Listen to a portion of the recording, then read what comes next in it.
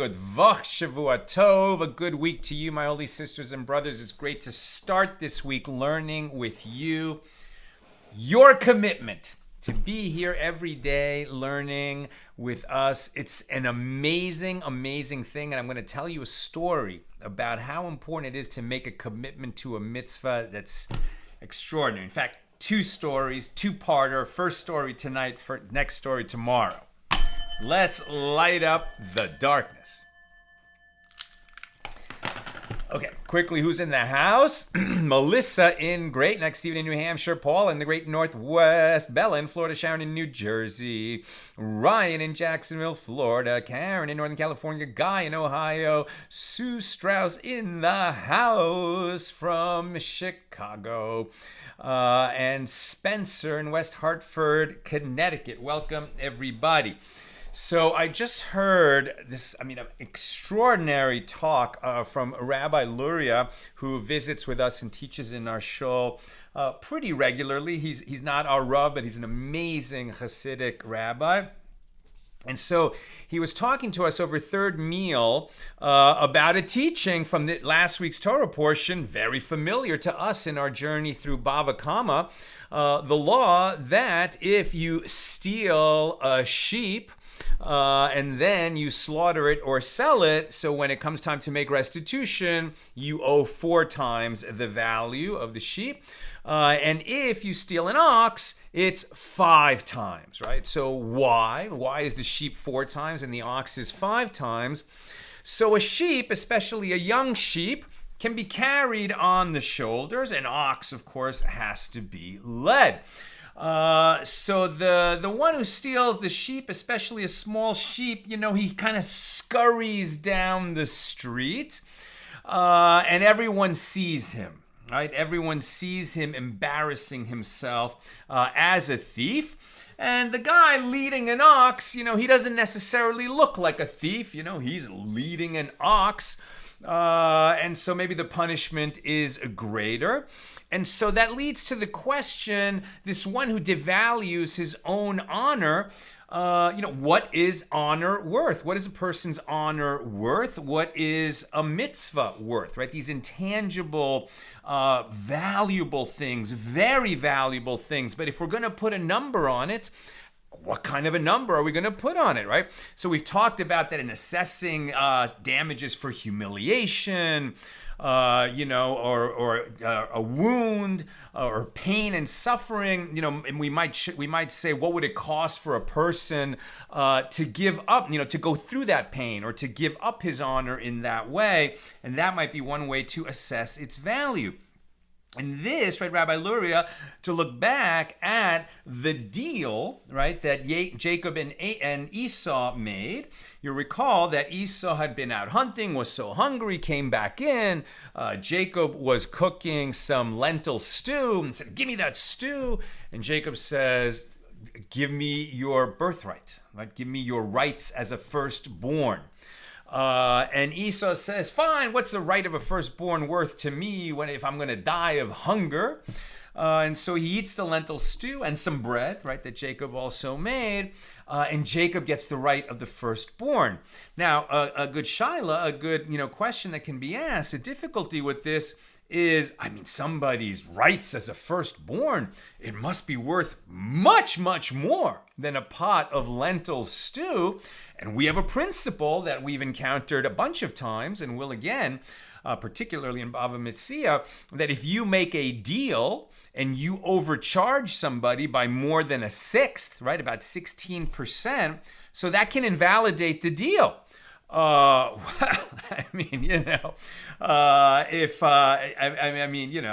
Esau got a bowl of stew for the incredible right to be the firstborn, to be a patriarch in the line of transmission. It could have been Abraham, Isaac, and Esau. He gave all that up for a pot of stew? Seems like the price was not fair, was not just. That deal should not have gone through. And of course, the answer is, but that's what it was worth to Esau, right? And that's what the Torah even tells us, that he spurned the birthright.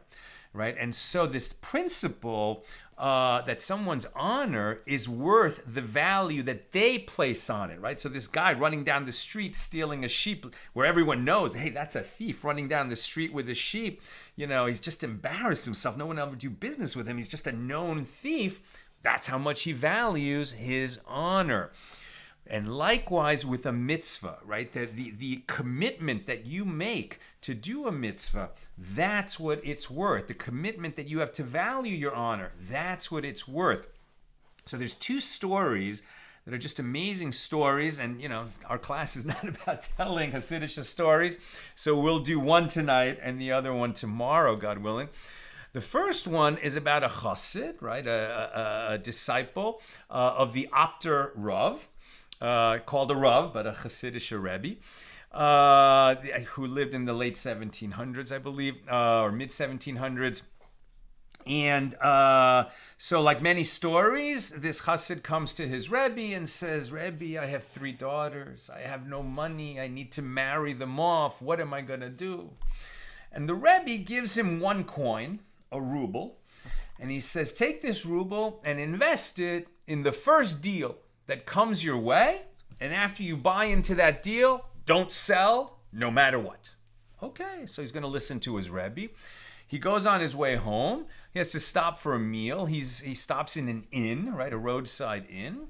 He's sitting in the corner minding his business. It's not such a nice group of people who are in such an inn, drinking, boisterous. And there's even a group of, shall we call them low-life, not poor, but low-life, wrong, very bad values type of Jews who are sitting at a table nearby, and they see this chassid in the corner. They've been drinking for hours. And for a joke, one of them says, hey, you religious boy, I'll sell you my portion in Olam Haba, right? My portion in the world to come. So the chassid gets excited, right? His Rebbe told him, invest in the first deal that comes your way. This must be it. He says, well, how much do you want to charge me? The guy says, how much do you have? He says, I have 1 ruble. I'll take it. It's just a big joke to him. He's not a religious person. He knows that this Hasidic guy believes with all his heart in the life of the world to come. This guy's an atheist, doesn't believe in it at all. And he says, sure, I'll take your ruble. And so the chassid says, okay, so we're going to write it down and your friends can witness it. And we're going to have a contract that you're selling me your place in the world to come for 1 ruble. Sure, absolutely. I think we can buy a round of drinks with the ruble. They write it out, witness it, properly documented and everything. And the chassid goes on his way. The lowlife finishes his night of drinking. He goes home to his wife. His wife is not a religious Jew either, but she has a little bit more of innate piety than he. And when she hears this story, she says, are you crazy? I mean, we don't know what's going on in this world. Who knows? Maybe there is a world to come and you sold your place in it for 1 ruble? You can't do that.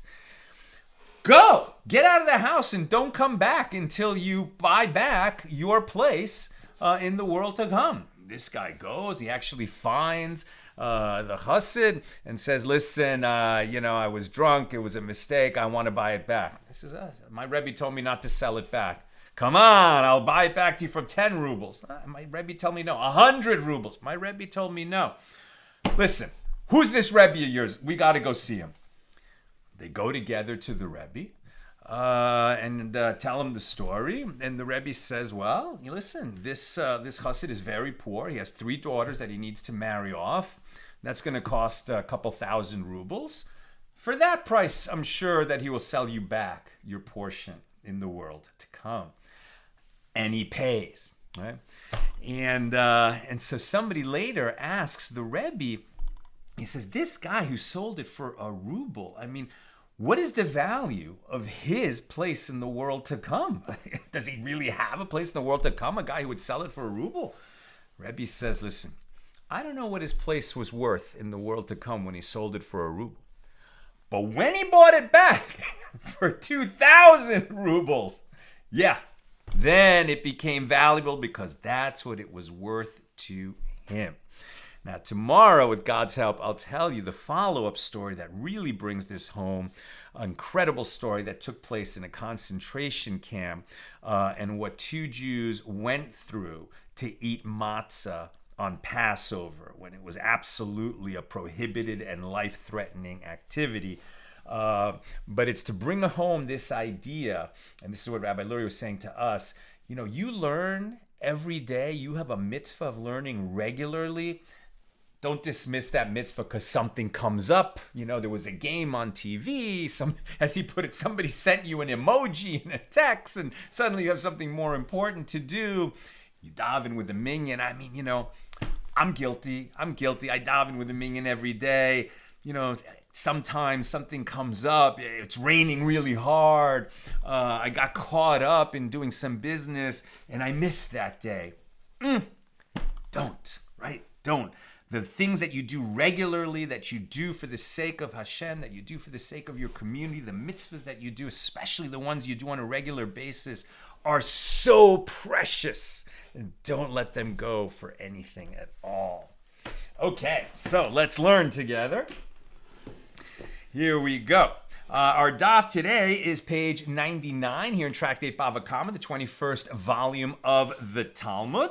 We're working our way through chapter 9, now learning about Mishnah number 3.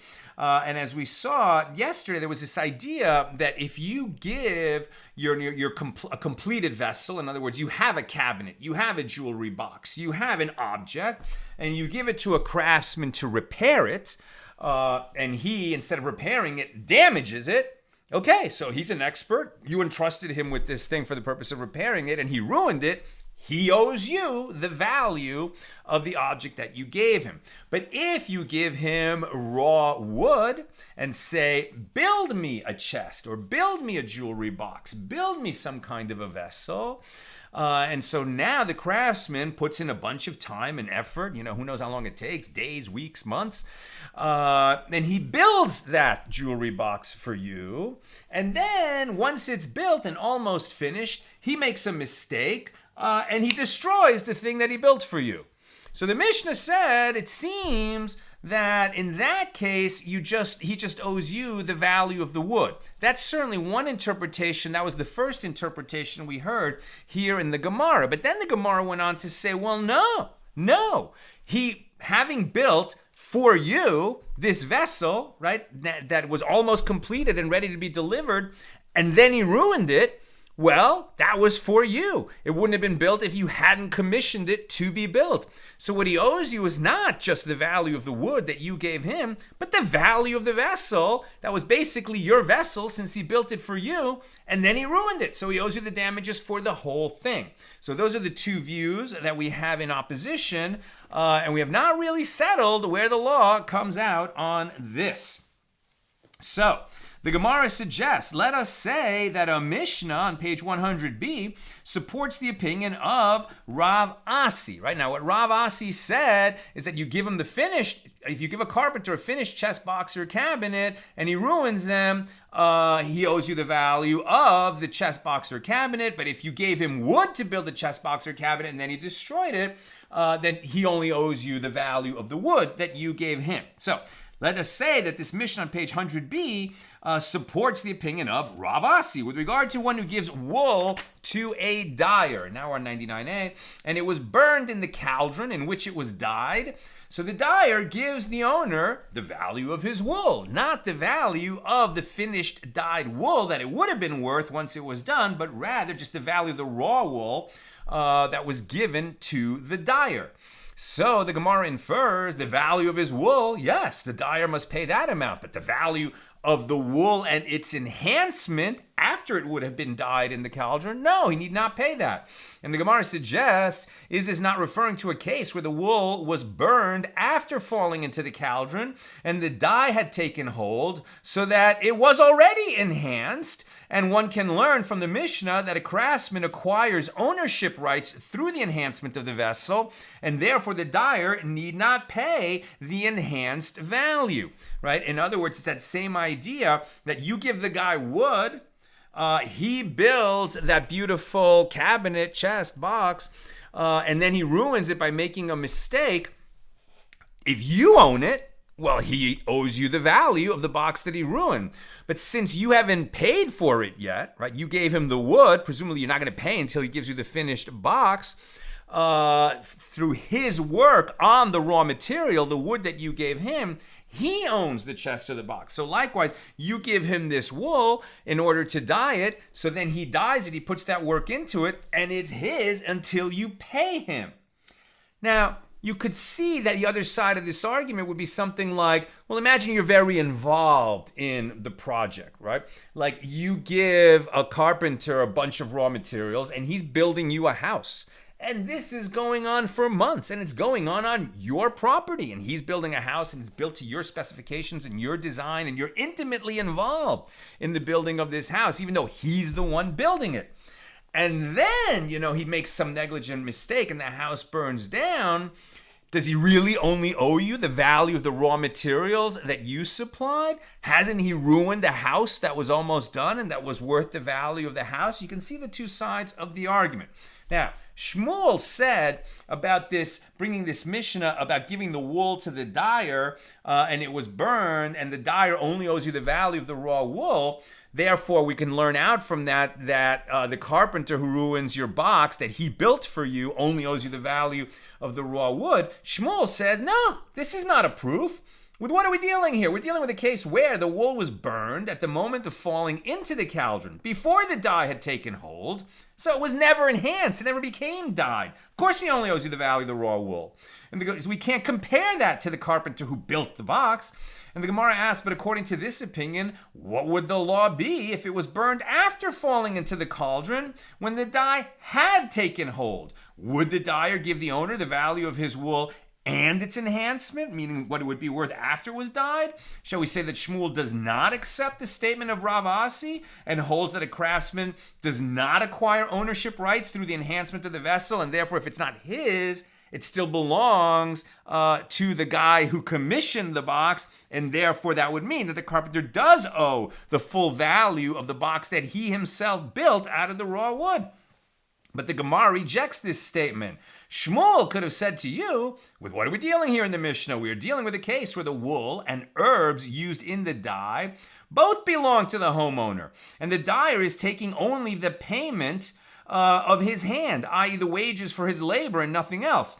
So in this case, the craftsman does not acquire ownership rights through his work of the vessel, but in a case where the craftsman provides the materials, he does acquire such rights. In other words, like if you gave the carpenter wood to make a box, okay, you brought the wood, but he brought the brass hinges and all the nails that puts it together, and not only the special tools that it was built with, but actual materials that ended up as part of that box. So it'd be a much stronger argument that he acquired ownership rights to that box, and if he happened to ruin it, he only owes the guy who commissioned it for the raw wood. So the Gemara asks, if so, if the homeowner's herbs, in the case of the wool being dyed, so the herbs are what you make the dye out of. So if the homeowner's herbs were also ruined by the dyer, the Mishnah should have said that the dyer gives the owner the value of his wool and herbs, not just the value of his wool, meaning, what are you reading? Shmuel, what are you talking about? You're reading facts into the case that are not there. So rather, Shmuel is merely dismissing the Gemara's proof with regard to the statement of Rav Asi that a craftsman acquires a vessel through its enhancement by saying that the Mishnah could be understood otherwise. He does not, however, state his own opinion on the matter. Maybe he agrees with Rav Asi. He's just saying that the argument that Rav Asi has brought to prove his point is not a strong enough argument. So the Gemara offers another suggestion. Come in here a proof from a Baraisa with regard to one who gave his garment to a craftsman, and the craftsman concluded the work and notified the owner that the work was complete. So even if the owner delays paying the craftsman from now until 10 days henceforth, he does not violate. For this delay, the prohibition of you shall not oppress your neighbor nor rob him, the wages of a hired worker shall not abide with you all night until the morning, right? If you have a hired worker who comes, you're supposed to pay him at the end of the workday. But if a craftsman gave the garment to him at midday, then once the sun has set and the owner has not paid him, the owner does violate, for this delay, the prohibition against delaying the payment of wages.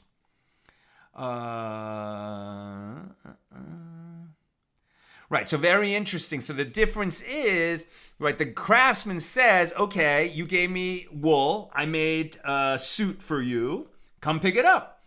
Okay, so the owner, if he waits 10 days to come pick it up, he can do that. But once he picks it up, then he needs to pay by the end of the day. Now the Gemara concludes, and if it enters your mind to say that a craftsman acquires ownership rights through the enhancement of the vessel, why does the owner violate the prohibition against delaying the payment of the wages? It is as if the craftsman acquired the garment and the payment is considered to be a purchase of the garment by the owner rather than a wage, right? If he sewed together that suit for you and then delivers it to you, and then according to that Baraisa, that if you don't pay him, you have delayed paying the wages of a worker. Well, that would seem to disprove the idea that when you commission a craftsman to build something for you and you give him the raw materials, that he acquired ownership rights in it. He didn't acquire ownership if you're paying him the way you pay a hired worker, as opposed to the kind of a deal you would make with a craftsman, which is a different, terms of employment. So the Gemara responds, the Gemara concludes, and if it enters your mind to, that's what I just said. So the Gemara responds that Rav Mari, the son of Rav Kahana, said, the Baraisa is stating the law with regard to the laundering of a thick garment where there is no enhancement of the garment. Therefore, the craftsman does not acquire it. We're not talking about a tailor who constructs the suit for you. We're talking about a launderer who washes it for you. That's much more like a hired worker, whereas the tailor is a craftsman. So the Gemara asks, ultimately, to what end did the owner of the garment give it to the craftsman? He gave it to him in order to soften it. Now, once he has softened it, that is its enhancement, and the craftsman has therefore acquired it. And the Gemara responds, no.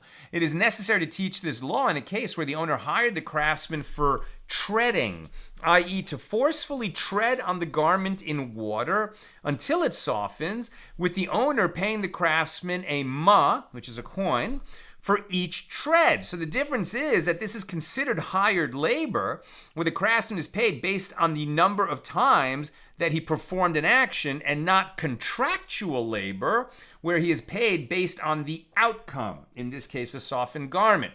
So, and the Gemara comments, and with regard to what entered our minds initially, that the owner did not hire the worker for treading, but rather he hired him like a craftsman based on the assumption that the garment would be returned softened or laundered, right? This supports the opinion of Rav Sheshis.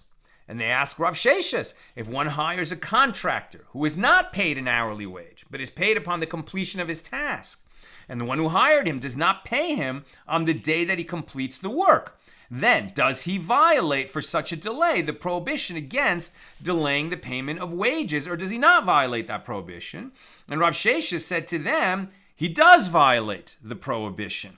So even if it's a contractor who's delivering an outcome, once he delivers it, if you withhold payment, that is like delaying the wages of a hired worker, according to Rav Sheshes. So the Gemara asks, shall we say, based on this statement, that Rav Sheshes disagrees with the statement of Rav Asi, right? Rav Asi would say that a craftsman who's given raw materials and then builds a beautiful box, he acquires that box, so that if he ruins it, he only owes the value of the raw wood because it was his own box that he acquired it right through his work. The other view was he never acquired it. Therefore, if he ruins it, even though he's the one who built it, he owes the value of the completed box, right? So shall we say, based on the statement, that Rav Sheshes disagrees with the statement of Rav Asi, who holds that a craftsman acquires ownership rights through the enhancement of the vessel, and his payment is not considered to be a wage. So Shmuel Bar Achaz said Rav Sheshes is discussing a specific type of contractor, and he stated his ruling with regard to an agent tasked with the delivery of a letter. In which case, since the contractor's only task is to deliver the letter, Well, there's no enhancement through which he might acquire ownership rights to the letter. Consequently, the prohibition against delaying the payment of wages applies. You can't compare a letter carrier to a fine carpenter, who makes a beautiful jewelry box. So the Gemara suggests, let us say that the statement of Rav Asi, that a craftsman acquires ownership rights through the enhancement of the vessel, is the subject of a dispute between Tanaim, the sages of the Mishna. As it is taught in a Baraisa, if a woman gave gold to a goldsmith, instructing him, fashion bracelets, earrings, or rings for me, and I will be betrothed to you as payment for your work. Then, once he has fashioned them, she is betrothed. This is the statement of Rabbi Meir. And the rabbis say she is not betrothed until money enters her possession. Right, so you can see why this case, being brought from the laws of betrothal, Kiddushin, is relevant here. She gave the raw material. She gave him the gold. He fashioned it, with his fine skills as a jeweler, into a beautiful piece of jewelry. Now, she said, fashion it for me, and I will be betrothed to you as payment for your work, right? She owes him money for creating the jewelry out of the gold, and she's saying, I will forgive that debt, right? I would owe you the money to pay for what you did, the work you did for me, and then I will forgive. It's like, I will pay you, then you'll have money, and you can, give me the money back for betrothal. But you don't have to go through that back and forth. It's just because of the work that you did, that work is worth a certain amount of money, and you can use that value to betroth me, right? Because a man must give a woman an item of value to create betrothal. So the question is, when he gives her back gold that she gave him, but now has been worked into a piece of jewelry by his own hands, is he giving her something of value, or is he merely returning her gold to her? Did he acquire ownership rights in that jewelry when he fashioned it out of the raw material that she gave him? As you see, there's a split view. So the Gemara the Gemara asks, what is this money mentioned by the rabbis? If we say it means that very money, i.e. the rings that she ordered, then by inference, Rabbi Meir holds that even that very money is not required in order for the betrothal to take effect. But with what does he betroth her? He has given her nothing but the jewelry. So rather, it is obvious. To what money are the rabbis referring? They must be referring to what he betroths her via other money, i.e. the payment that she owes him for his service. So according to the opinion of the rabbis, in order for the betrothal to take effect, he must give her additional money, while according to Rabbi Meir, that betrothal takes effect when he gives her the jewelry. Now the Gemara prefaces its explanation of the connection to the issue at hand by delineating two assumptions.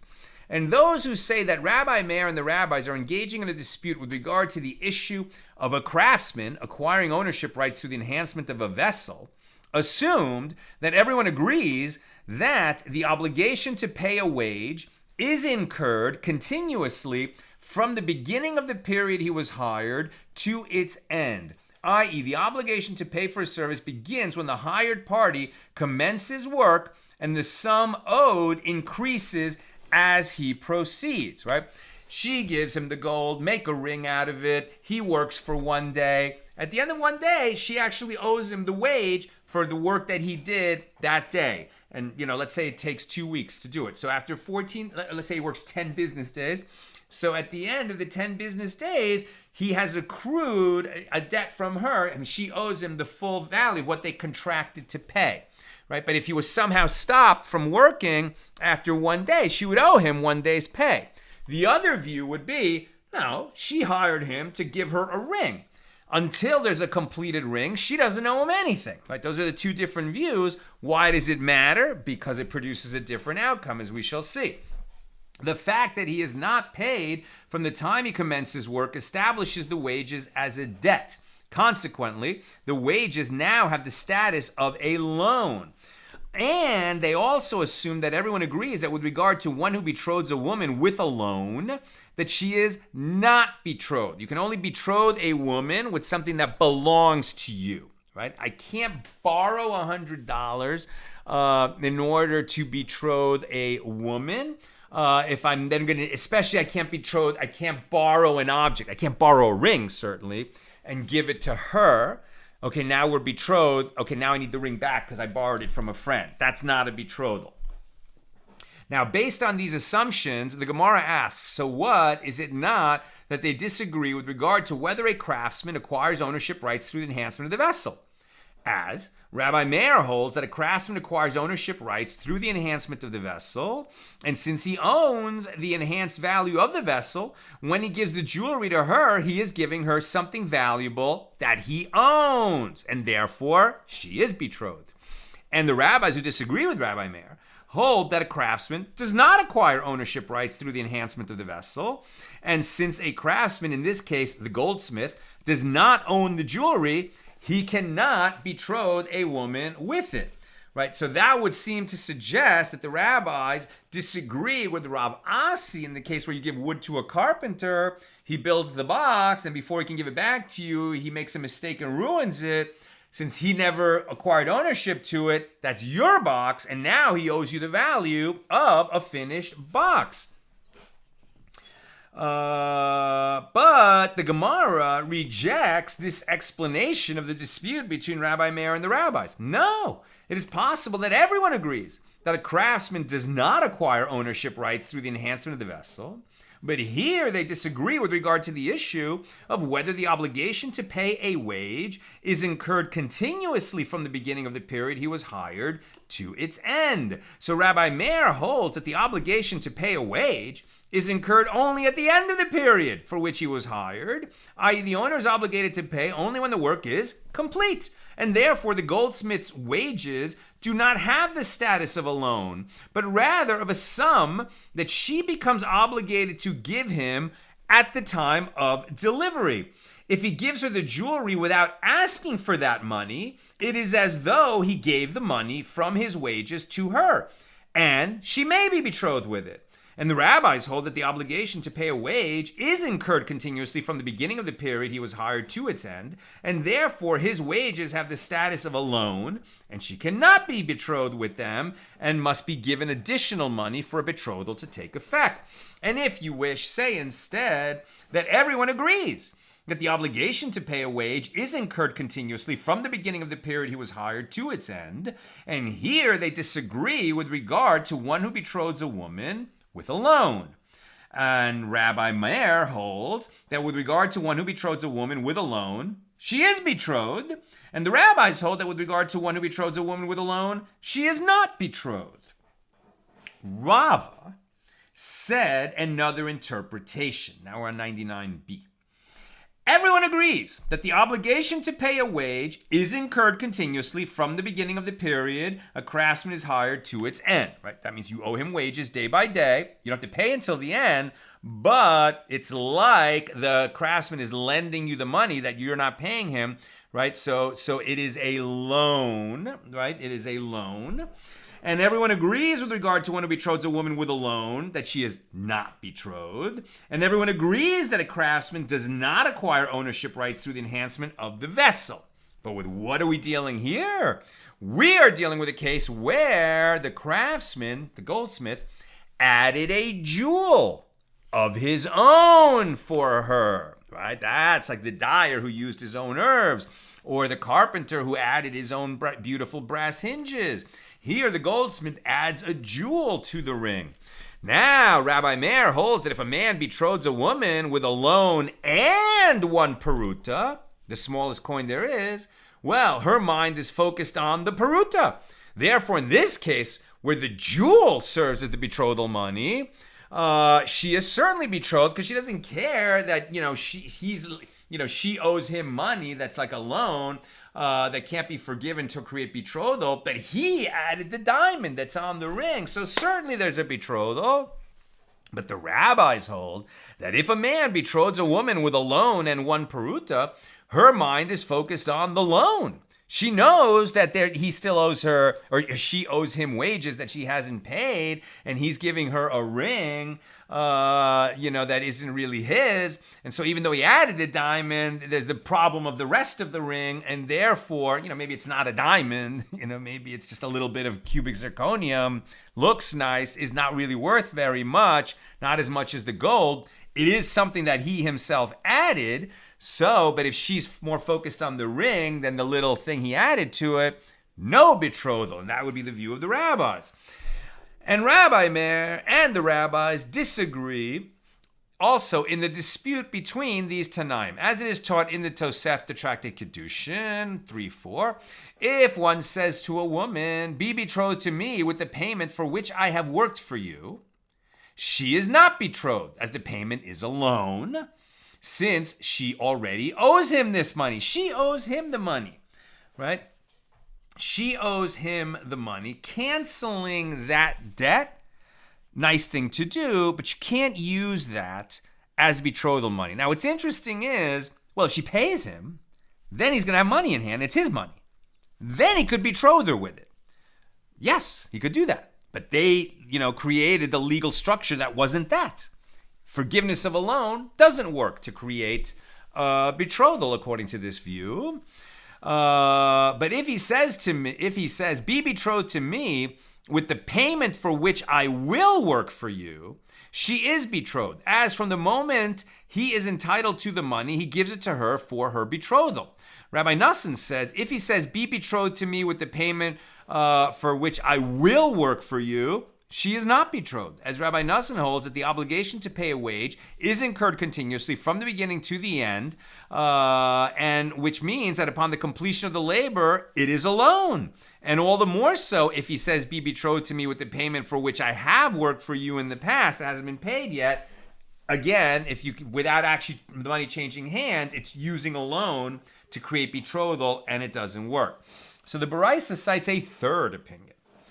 And Rabbi Yehuda Hanassi says, actually they said that the law is that regardless of whether he said with the payment for which I have worked for you, or whether he said with the payment for which I will work for you, she is not betrothed. But if he added a jewel of his own for her, then she is betrothed. And the Gemara clarifies the dispute. What difference is there between the first Tana and Rabbi Nassan? The difference between them is with regard to a wage. Is the obligation incurred continuously or only upon the completion of the work? And the difference between Rabbi Nassan and Rabbi Yehuda Hanassi is the issue of betrothal with a loan, no good, plus one peruta, maybe good. Rabbi Nassan holds that if a man betroths a woman with a loan plus one peruta, her mind is focused on the loan. And in this case, his jewel is disregarded. And Rabbi Yehuda Hanassi holds that her mind is focused on the peruta, in this case, the jewel. And she is betrothed with it. New subject. Now the Gemara returns to the topic of a craftsman who damages the item with which he is working, right? So Rav Asi says he acquired rights in that jewelry box that he built out of the raw wood. Therefore, if he damages it, he only owes the value of the raw wood that he received from the person who commissioned the box, right? And the other view is that no, he did not acquire ownership rights to it. It always was the property of the one who commissioned it. Therefore, after it reached the stage of being a beautiful, all nearly finished jewelry box and the craftsman ruins it, he owes the value of a finished box, minus whatever little details are not done yet. So back to this conversation. So Shmuel says, an expert butcher who damaged an animal by slaughtering it incorrectly and thereby rendering it non-kosher is liable to pay the owner of the animal for the damage. Why? He is the one who causes the damage. He is negligent. He is like one who is told by the animal's owner to slaughter it from here, i.e. the correct area where you slaughter, a lamb or a chicken or a goat or a cow, any kosher animal. And he instead slaughtered it in a different spot, maybe up here, a little bit closer to the chin, where it would be an invalid shechting, an invalid slaughter, and therefore a Jew cannot eat that animal, right? So if he brought an animal hey, I'm having a party. I've got 30 people coming for dinner. Here's the goat. Please slaughter the goat and, cut it up so that we can cook it at home and serve 30 people. And the butcher, who's also a shochet, shechts it in the wrong place. He's rendered it invalid. The owner has no animal now, no meat to bring home to his guests. So the butcher, who's an expert butcher and messed up, according to Shmuel, owes the value of the goat to the one who brought it to him. Now the Gemara asks, why must he say both that the butcher is one who causes the damage and that he is negligent, right? Either one of those reasons should have been enough. The fact is, he's an expert, he was entrusted with a goat, and he shechted it wrong.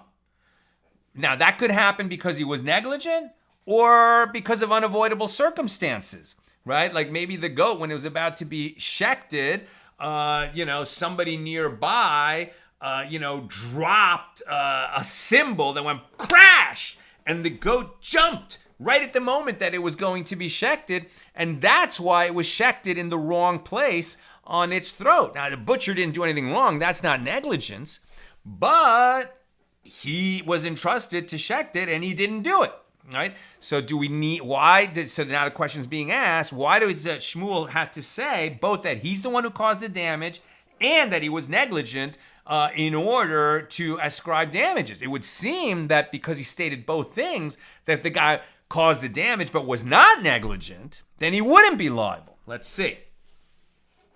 So the Gemara explains, if Shmuel had said only that he is the one who causes the damage, I would say that this statement applies only in a case where the butcher slaughtered the animal for pay. In which case, due to the extra responsibility that he bears, he is considered to be the one who caused damage and is liable to pay, even in a case where the damage was unintentional and not negligent. But in a case where he does the work for free, I would say no, he is exempt from liability in a case where the damage was unintentional. So Shmuel therefore teaches us that the butcher is negligent, and one who works without pay is analogous to an unpaid bailee, right? Who has a lower level of responsibility than a paid bailee, right? If I pay you to watch my property, you have a greater responsibility than if you're watching my property as a favor to me. That's an unpaid bailee. And one who works without pay is analogous to an unpaid bailee who is liable to pay for damage caused by negligence. But for factors outside of his control, he doesn't have to pay. The paid bailee has to pay no matter what because he had to have an extra measure of care to make sure it didn't happen. So Rav Hama Bar Guria raised an objection to Shmuel from the Tosefta 10:10 with regard to one who gives an animal to a butcher and the butcher killed it in a way that rendered it an animal carcass, right? Inedible for a Jew, a nevela. So if the butcher is an expert, then he is exempt from liability. If he is an ordinary person without particular expertise in the act of ritual slaughter, he is liable. The expert is not liable. He gets off scot-free. An ordinary person is liable. Wouldn't you think that if the expert butcher ruins your piece of meat, he would have a higher level of responsibility and liability than an ordinary person? Isn't this a little bit counterintuitive? At the surface level, yes, but when you think more deeply about it, no, it makes perfect sense.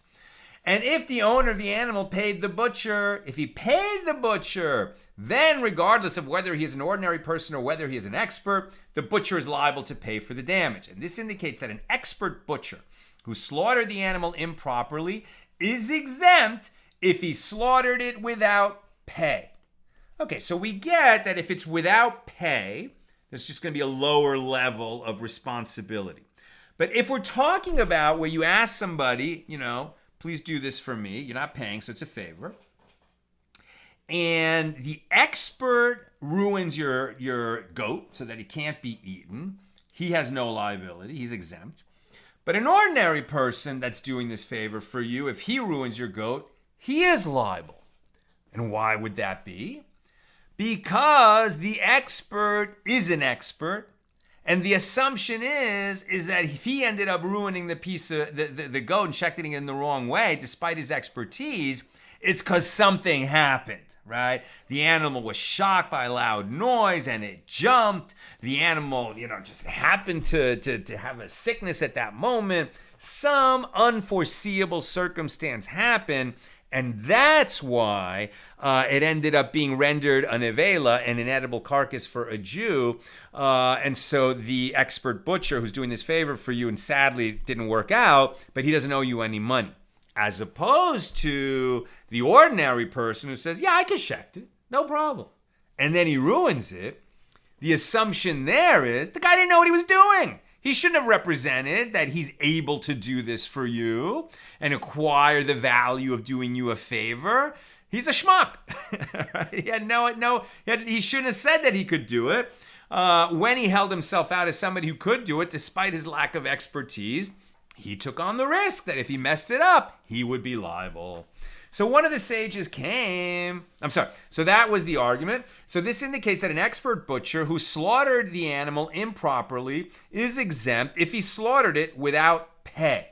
Now that's what Rav Kamma bar Guria said as an objection to Shmuel, right, who had objected to Rav Asi, when Rav Asi says the craftsman acquires the object, and therefore when he ruins it, he does not have to pay except to refund the value of the raw wood that he received. Rav Kamma brought this example of the expert butcher who is not liable versus the ordinary person who is when it's done without pay. Shmuel said, as a refutation of Shmuel's argument against Rav Asi. So Shmuel says to him, may your mind be muddled. May your mind be muddled. Why did he say that? For raising a ridiculous objection. Now, it's worth reading the note about this. May your mind be muddled, says Rav Steinsaltz. The reason for this sharp response was that Rav Kamma bar Guria demonstrated disrespect for his teacher, Shmuel. Instead of asking his teacher why he had added more words, Rav Kamma bar Guria inferred from them a certain point and then quoted the Baraisa to the contrary as if Shmuel had forgotten it. And Shmuel noticed this and saw it as an obligation to chastise him for dishonoring a Torah scholar. Right? So in other words, I'm not a Torah scholar. I'm just doing my best here. But if you're ever in the presence of a great gadol, right? One of the honored Torah teachers of a generation, and he's teaching you the Torah, and you just, kind of think of something that's an objection that really, you didn't think it through. It's not a valid objection. You're just wrong. And you don't state it as a question, but you kind of arrogantly put it forward like, hey, you messed up, and gotcha to this great teacher. That's disrespectful, and he will answer you sharply. Now, one of the sages came and raised the same objection to Shmuel. Shmuel said to him, well, now you shall receive what your friend received from me.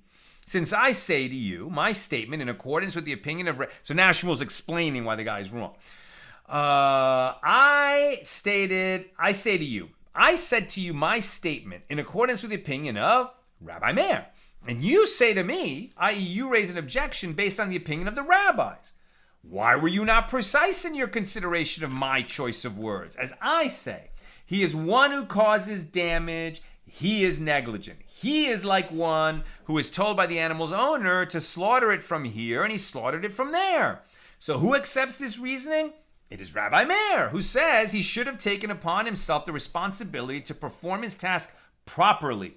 And if he did not, he is liable to pay for the damage that he caused. The other Baraisa is in accordance with the opinion of the rabbis who exempt him from liability. So the Gemara asks, which statement of Rabbi Meir is Shmuel referring to? If we say it is this statement of Rabbi Meir, that is difficult. And parenthetically, the Gemara states, the letters Kuf Lamed Nun serve as a mnemonic device for the three statements of Rabbi Meir that will be cited. Right? Kasharo, he tied it. Litzboa, to dye something, let's change the color. And Nishbera, broke. So here we try to understand. As we learned in a Mishna on page 45b, if the ox's owner tied it with reins to a fence or locked the gate before it in an appropriate manner, but nevertheless the ox got out and caused damage, so whether the ox is innocuous, a tom, or forewarned, a muad, the owner is liable, since this is not considered sufficient precaution to prevent an ox from getting out and causing damage. This is the statement of Rabbi Meir. As the Gemara explains on 45b, Rabbi Meir holds that a forewarned ox requires a heightened level of safeguarding. And since the owner did not safeguard it, he is liable. So the same would apply here, that one who agrees to perform a task must exercise care in executing it. Otherwise, he will be held liable to pay for damage. And the Gemara explains why this cannot be the statement of Rabbi Meir that Shmuel was referring to.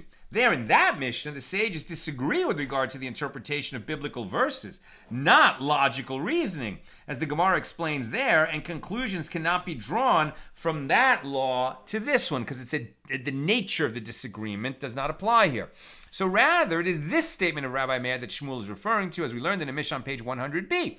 If one gave wool to a dyer to dye it red for him and he dyed it black, or to dye it black and he dyed it red, Rabbi Meir says the dyer gives the owner the value of his wool, indicating that he is liable to pay for the damage.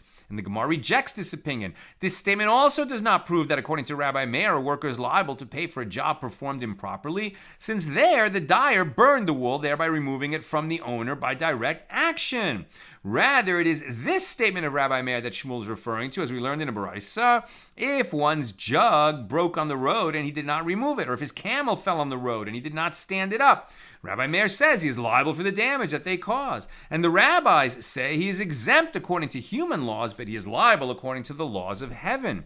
And the Gemara notes, and we maintain that they disagree with regard to the question of whether one who stumbles is considered negligent.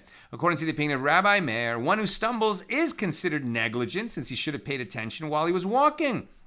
He is therefore liable for whatever damage he causes. In the case of an expert butcher as well, Rabbi Meir holds that he is considered negligent when damaging the animal he slaughtered. He should have, made sure it was held securely when he went to shecht it. And the rabbis hold that he is not negligent and therefore exempt from liability. Now the Gemara discusses Rabbi Yochanan's opinion concerning the case of an expert butcher.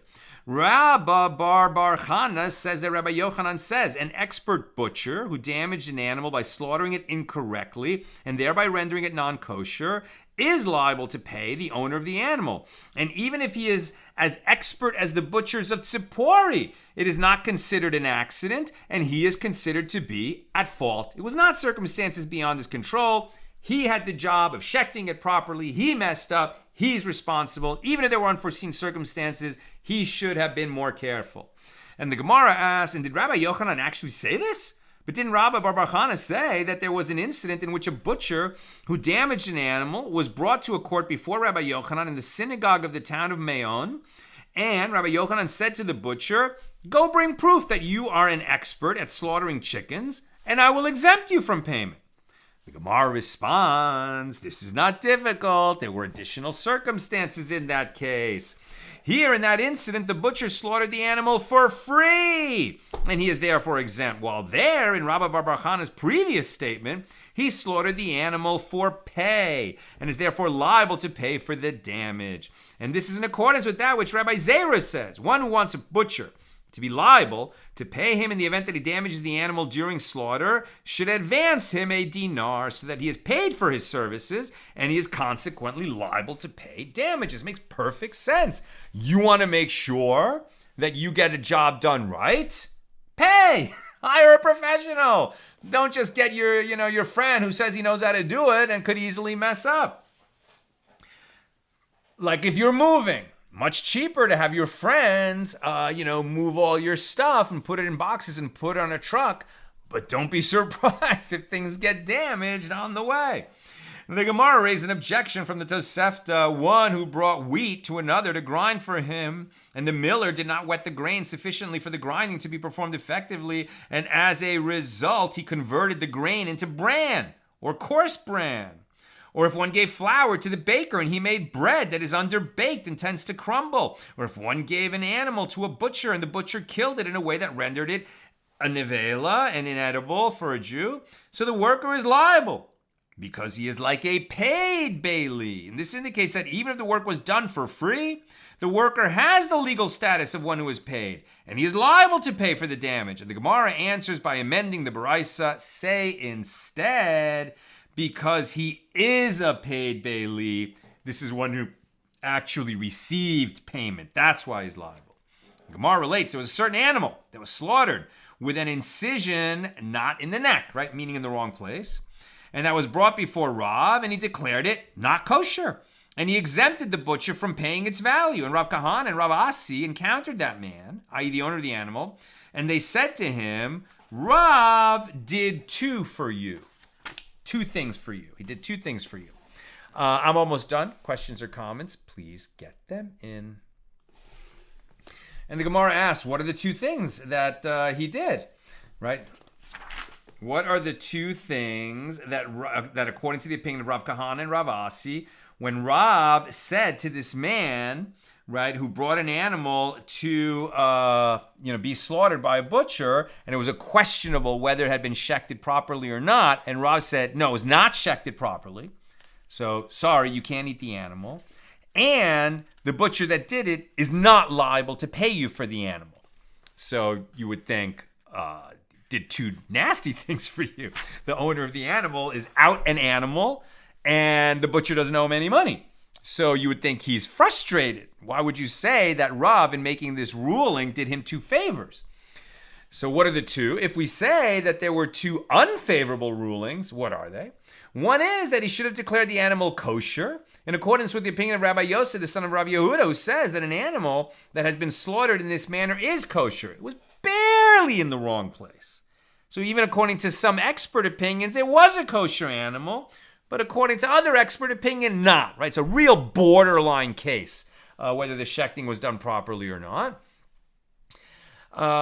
So according to Rabbi Yosef, the son of Rabbi Yehuda, that was a kosher animal, and instead Rav declared it non-kosher in accordance with the opinion of the rabbis who disagree with Rabbi Yossi, the son of Rabbi Yehuda, and hold that the animal is not kosher. And the second aspect of the ruling is that even if he holds in accordance with the opinion of the rabbis, he should have ruled that the butcher is liable to pay for the damage. But he said the butcher is not liable. So the Gemara challenges this explanation. But if these are the two that Rav Kahan and Rav Asi are referring to, is it permitted for them to say this type of statement to the owner of the animal? If they were saying that Rav gave you two unfavorable rulings, like, ooh, yeah, maybe Rav got it wrong. Sorry, you're out of luck. That's too bad. That's not something you say to somebody after they get a ruling from their Rav. In this case, Rav, the Rav. But you don't say when somebody gets an unfortunate ruling, from his point of view, you don't tell him, hey, that guy messed it up. You don't do that. But isn't it taught in Baraisa, when a judge leaves the courthouse, he should not say to the litigant, well, I found you innocent and my colleagues found you liable, but what can I do since my colleagues remember me? And it is concerning a circumstance such as this that it is stated, he that goes about as a talebearer reveals secrets, but he that is a faithful spirit conceals a matter. Rather, the intention is that they told him that there were two favorable rulings. First, that by declaring the animal to be non-kosher, he did not allow you to eat an item for which there is an uncertainty as to whether it is forbidden, so he did you a favor. And second, by exempting the butcher from paying you, he prevented you from being in a situation where there is an uncertainty as to whether receiving payment from the butcher would constitute a robbery, since you would have been given the butcher's money when in fact he might have been exempt, as the animal may in fact be kosher. In other words, Rav protected you. Frustrating today, but in the long run, you are better off. Two questions. Lucy, in a building project, would it not depend on whether the owner made partial payments to cover the labor? Seems like, depends on the view. It depends on whose view you're following. But the idea of has the owner acquired the house? I think I also introduced this other element that he's building the house on your property, right? That would seem to be an additional element, unlike creating a jewelry box for you on his premises and adding hinges, etc. And Sharon, doesn't the woman have to agree to the betrothal? Why do the rabbis feel they need to determine what the woman will be focused on? Great question. But I think what they're saying here is not an incident, but rather focusing on the minutia of the law, right? Was an item of value actually given that is necessary to create betrothal? And whether she accepted it or not, legally she would not be betrothed if it was, not a qualified item. That's what I've got for us tonight. And with God's help, we'll be together again tomorrow, Sunday at the regular time, 6 p.m. Pacific. And God willing, I'll share that other story, amazing story, about how people valued the mitzvah of eating matzah on Passover. Have a great night.